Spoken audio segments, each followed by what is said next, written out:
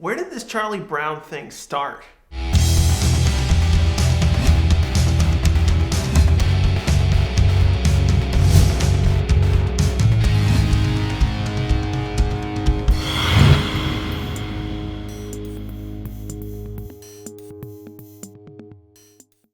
Hey guys, and welcome to another Ranger Red. Of course, everyone knows I'm Archer 9234. Today I'll be discussing the first two episodes from Power Rangers Lost Galaxy titled Quasar's Quest.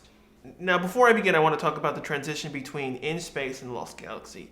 As everyone knows, originally In Space was going to be the series finale of Power Rangers. In Space's finale and the progression of the series redeemed fans, and it improved ratings enough so that it's warranted Saban to continue the franchise, and so that they started planning the adaptation of Senju Sentai Gigaman. Now, this brought into a lot of issues because mainly Lost Galaxy and Gigaman are totally different. Basically, Lost Galaxy was continuing the process of staying in space and having all these advanced technology and stuff. But for Gigaman's case, it was much more of an earthbound Sentai, and it dealt with the forest, nature, and all kinds of other magical things. It would have been a much more difficult adaptation versus, for example, Mega Rangers in Space, because they were still doing a similar process. Fortunately enough, Saban also gave Lost Galaxy a much more improvement budget. That's the reason why they spent more money on visual effects, sets, costumes, and background people. Quasar Quest Parts 1 and 2 are actually not adapted from any Super Sentai episode at all, although it does keep some plot points from the Super Sentais. Other than that, it's specifically made for American audiences only. So the episode starts off with a narrator, actually, surprisingly. We haven't heard a narrator for quite some time, since the MMPR days, and we finally get introduced to a new planet called Miranoi. We don't know where it is, we don't know who they are, but we see that these people are gathered around some sort of stone, and the story is kind of echoing the King Arthur with the Sword of the Stone, and we see 5 swords called the Quasar Sabers. There's special magical sabers where we have to see them, some people have to be chosen, and we see people line up in order to grab them. The thing that's kind of confusing, though, we see a group of people, have to see to grab the swords, and of course to see if they're chosen or not. The thing is that we see the people who come up and just simply grab the first saber that's in front of them. How come no one is trying out the other 4 sabers? There's 5 swords there. Everyone should be trying at least each sword once. It doesn't make any sense why you would say, oh, I'm only trying to get gifted this one and not the other 4. While this is going on, we finally get introduced to the first cast member for the team, Maya. She's obviously an indigenous person to this planet, and unfortunately, though, while the ceremony is going on, we get interrupted by a monster attack on them. Obviously, the monsters are after the Quasar Sabers. We don't know at this point in time what their powers are and what they can do. So after this cold opening, we finally head back to Earth, and we see that technology has advanced since In Space, and we see that there's this new space station called Terra Venture. When we finally enter Terra Venture, we finally see our other cast members. Commander Senton, who is the commander of the entire station, he controls everything that's going on for them, and he's at this point is overseeing the final configurations before Terra Venture departs Earth. We also get an introduction to Mike. We see that he's an assistant to Commander Stanton, although we don't know exactly what he does. And we also get finally introduction to Kendricks. She's basically the scientist for the station. She's experimenting on all kinds of crossbreeding of plants. While this is going on, we head back to Earth, and we see basically an airport terminal, and we're seeing a whole bunch of people crowding around with these specific gold tickets. Basically, from this scene, we're told that all the gold tickets are for specific people that they chose to go on Terra Venture, so not everyone is available to go on Terra Venture, unfortunately. Another big chance that Saban took for Power Rangers Lost Galaxy is also the final departure of the Zordon era. Now, everyone knows in the Zordon era, which was controlled by Zordon and has all the interconnecting story plot points across all the series and seasons. Now, Lost Galaxy broke that trend with the end of Zordon dying and the end of all the evil empires preceding it. So Lost Galaxy has also adapted the transition of new cast members per season, as what Super Sentai was doing for many, many years prior to that. The only surviving elements that were from In Space and the Zordon era are the Astro Mega Ship, Bulk, and the Professor, which we actually see inside the terminal. Basically, we're seeing that they were chosen as well to go on Terra Venture, although I'm kind of confused why Bulk and Skull would be chosen. But the Professor makes perfect sense, but those two really didn't contribute anything. I guess they were maybe because they were chosen because they pretty much saved the world back in Countdown to Destruction. So I guess they were honored guests that they were chosen on Terra Venture. Unfortunately, this also marks the last and final episode that Jason Narvi has playing Skull on this franchise. I personally think this was one of the worst ways to depart a long-lasting character for Skull. All he did was basically sleep in. It really was a really bad way to make him leave. Next up, we also get introduced finally to the main cast member, the Red Ranger, Leo, and we see that he basically has no golden ticket and was trying to get inside the terminal by sneaking in. Of course, security personnel noticed that and kicked him out, and he was just simply pissed off that he was not chosen to be inside TerraVenture because he basically wants to explore the universe and see what's out there. After Leo was kicked out from the airport area, we see that he goes inside an alleyway and he's all angry and stuff, while an old lady is trying to cut through the alleyway in order to get to the airport. Unfortunately, though, a group of muggers attempted to attack her, trying to steal her ticket. Now, this is a rarity for NPR's sake. Normally, PR doesn't want to acknowledge, real-life circumstances and problems and issues on Earth, so we usually don't see, like, guns, bullies that actually attack people and stuff, but in this case we actually saw real muggers that would want to harm a person. Now the thing that kind of confuses me though, that these muggers wanted obviously the gold ticket that in order to board TerraVenture. Now the problem is there's only one gold ticket, but there's 4 muggers. So what would the other 3 muggers were going to do once they get one ticket? They would have obviously had to fight over who's going to go, or something else would have happened. Fortunately enough, Leo was inside the alleyway, and of course, as usual, being the good guy, is protecting the old lady, and of course grabs the gold ticket from her, and of course tricks the muggers that the ticket's still inside the yellow envelope. Of course the muggers attack Leo, but fortunately enough, Leo is a competent fighter and simply disposes of the muggers pretty easily. But unfortunately though, the muggers actually did grab the envelope. Now of course the old lady thinks that, oh, they took my envelope, now I can't get off Earth and go with TerraVenture. But luckily enough, Leo did a fast swapping and of course pulls out the gold ticket and of course gives it to the old lady. We also find out from the scene basically that Leo wasn't chosen for whatever reason, and of course the woman thanks him and says, you really should have been part of TerraVenture. After the old lady heads to the airport, we come back to Miranoi and we're basically seeing Furio trying to get the Quasar Sabers. So of course he's not chosen, he's trying to do everything which way to get the Quasar Sabers out of the rock. Now, I also like to point out that Furio's suit is actually a reuse monster from Mega Ranger. Since we never actually adapted the last few episodes of Mega Ranger, we actually never used this suit. So Saban and the writers obviously thought, oh, let's just reuse this suit for a little while, and instead of creating a new specific monster suit for them. While Furio is trying to get the Quasar Sabers out of the rock, we see Maya standing up for her people and to try to counteract Furio. And of course, this big fight breaks out on the planet. Now, back on Earth, basically thanks to the old lady and her, her wisdom words, trying every which way basically to get on board one of these shuttles that heads to TerraVenture. Obviously, he sneaks into one of the loading areas for all the baggage and all the other items that have to be loaded up to the shuttle. Leo eventually finds an open access hatch inside the main cabin for the shuttle, and we get to see him try to keep cool, and eventually we get to this finally introduction of TerraVenture. We basically see it's a humongous space station, one large dome and several mini domes. They're all named City Dome, the Mountain Domes, and several other domes that were used throughout the series. After the space shuttle docks to TerraVenture, the stowaway warning is still in effect. Basically, all the city personnel know that Leo was on board one of the shuttles and are still currently looking for him. And of course, Leo is trying to keep himself hidden. At the same time, we finally see Bulk and the professor finally arrive in TerraVenture. We're getting this great, nice view of the loading area. And they finally remember that Skull was left behind because he was just basically sleeping. Unfortunately, though, Leo was spotted by one of the security personnel. Eventually, Leo actually bumps into Kendricks and Kai, and is basically heading to one last training simulation on the moon. Of course, Kai, being his serious self, sticking to the book and procedures, didn't really like Leo and who he was. But Kendricks, of course, since she kind of likes him and has said, simply just thanked him and let him leave. Security officers asked him, like, well, where's this stowaway? Do you know where he is? And of course, Kendricks, well, since she kind of likes Leo and said he can't be really that bad, lies and just tells them where they are. And of course, Kai is like, well, what are you doing? It was him. We should report him. And of course, she just like walks past and lets him go. While Leo's basically trying to avoid all the people inside the docking area for the shuttles, he grabs a GSA uniform.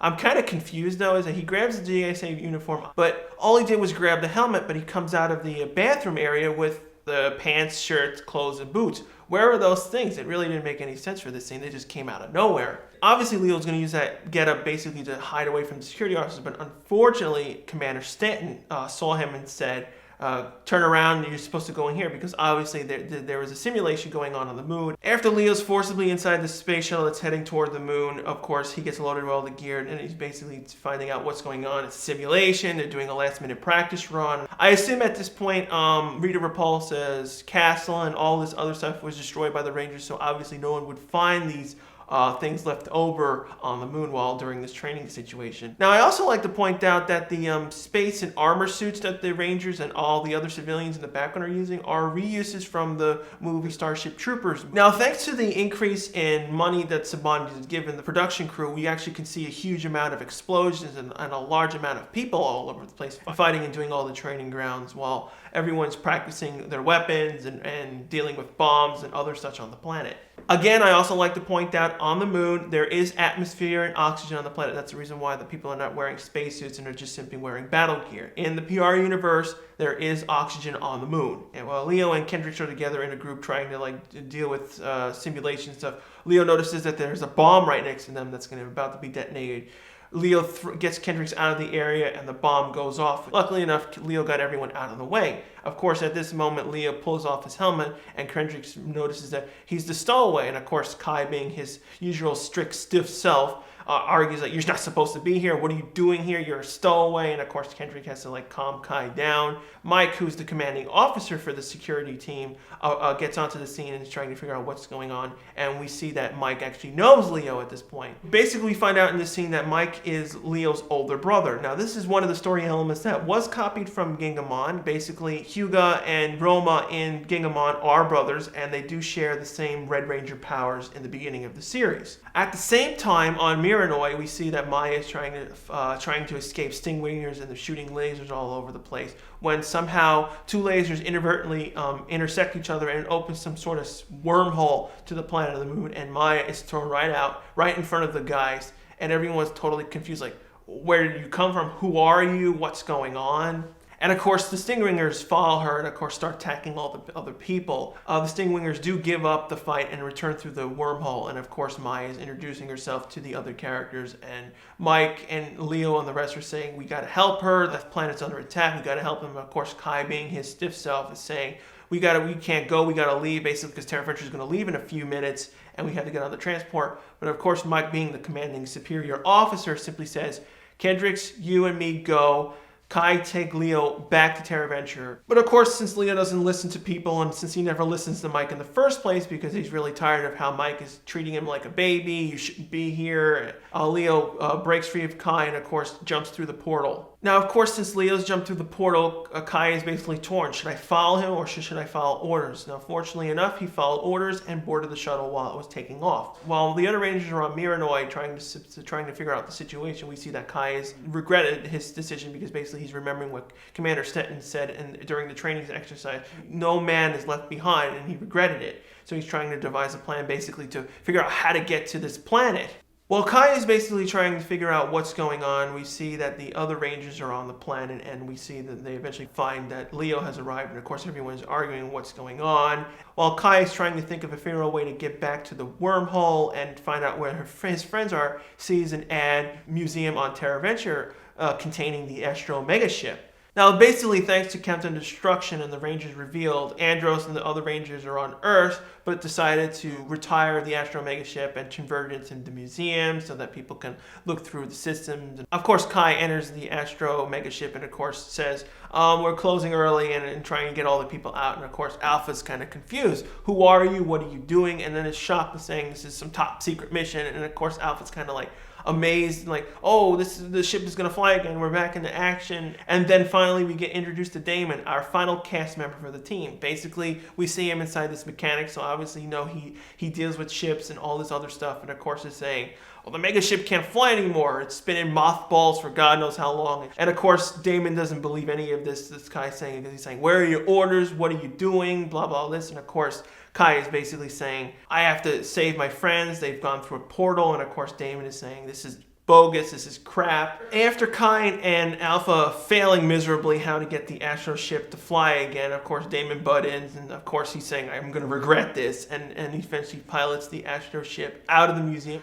surprisingly destroying the roof. I also like to point out the people who are onlooking the Astro ship leaving Terra Venture. One of the little girls is actually holding the Bandai America Deluxe Astro Mega ship toy. Now here's the confusing thing, and also really convenient thing for the episode. Now Kai basically said on the moon, the portal has closed and there's no way back. But fortunately enough, we see that there's a portal in space large enough to actually get the Astro Mega ship to head into Miranoi. This made absolutely no sense. While the Astro Mega ship heads to Miranoi, we see that the Rangers finally arrive in the area where the Quasar Sabers, Furio is attacking them. The Rangers are totally confused with the situation, who they are, what's going on. Kai and Damon, for some odd known reason why Damon came with Kai, arrive on the team. Obviously, since Furio and the Stingwingers outmatch the Rangers, because the Rangers have really not that much weaponry with them and the armor is really limited into what they can do.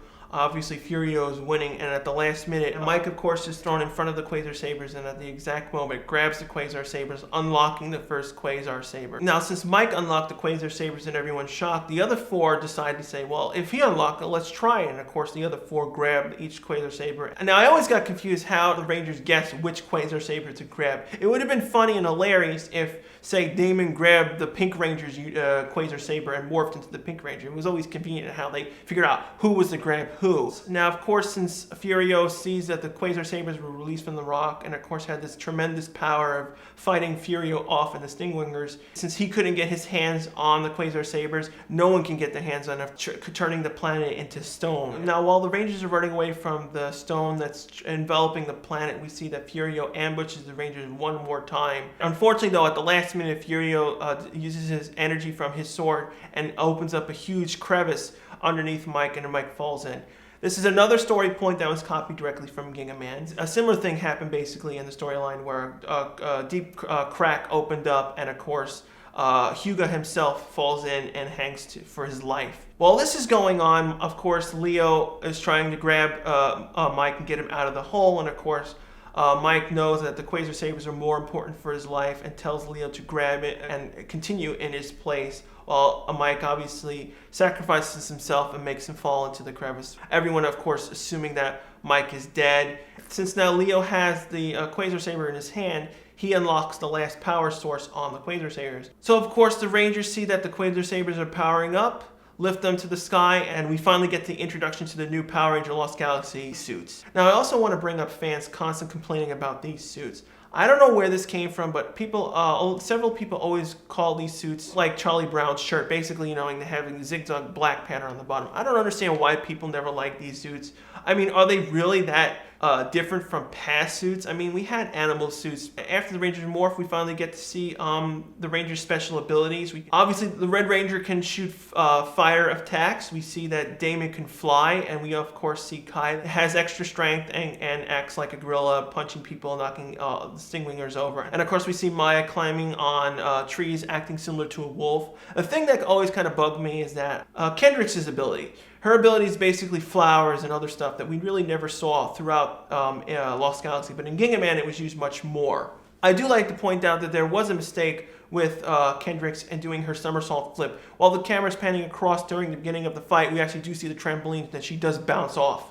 After the Rangers finally defeat all the Stingwingers and Furio is forced to leave the planet, we see that the planet is still turning into stone, and of course the Rangers have to leave the planet right away. Alpha's finally introduced to a new group of Rangers. He's shocked and stunned, like, what's going on? After the Astro Mega ship leaves orbit, we basically see the entire planet turn to stone. Now this causes a serious continuity issue from this point on with the end of the series. Remember, at the end of the series we saw Miranoi basically was perfectly safe to land on the planet. And the planet was fully stone here, but not fully stone at the end of the series. Maya basically explained what is going on, what are the Quasar Sabers, and of course we actually do see the Transmorpher on Maya. Now the Transmorpher on Maya is the actual BOA American Transmorpher toy. If you look closely underneath, you can actually see the warning label sticker that was underneath the Transmorpher while Maya is talking her backstory. Finally, after 40 minutes, we finally get introduced to the main villain for the series. Scorpius, we basically get introduced to his new ship.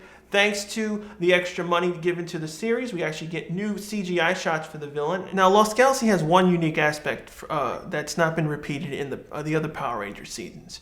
Now, normally in PR, there are times where we'll never use the original Japanese leader in the show for various reasons. Either because they're too corny. For example, Dino Thunder. The Trip Toys would have been a little bit ridiculous if they were actually used in Dino Thunder. They won't fit into the main story, Divatox and the Piranhatrons, or they just wanted to make them cooler. But for Lost Galaxy, they actually do use the Japanese leader in the second half of the season.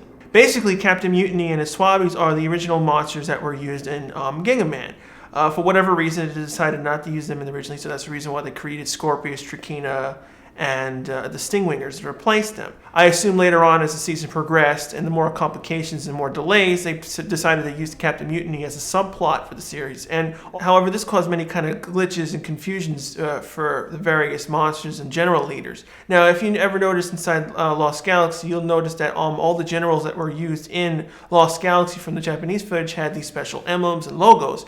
Basically, in Gingaman, there were separate generals and sub-teams and clans. Each monster would belong to each one. They had different kind of enlarging liquids, and that's the reason why we would see different kind of bottles at certain points. For Lost Galaxy, they pretty much use every single monster and main general in there, including Kegler, but he was slightly modified from his original Japanese appearance. So if I have to give Quasar Quest 5 out of 5. I mean, this was an amazing way to relaunch Power Rangers. Several different new locations. We've seen new sets expanding on the in-space sets. And they spent the money on so many different extras. The story for the pilot was amazing. Now, of course, since Lost Galaxy is a technological season, it does clash with the Gingamon season being a nature season, because some things just don't make sense as the series progresses. What do you guys personally think? Do you guys think that the money spent on this season opener showed that Lost Galaxy and the Power Ranger franchise can continue on? Or do you guys think that this was a big mistake putting the Power Rangers on Terra Venture rather than paying Power Rangers on Earth? Because,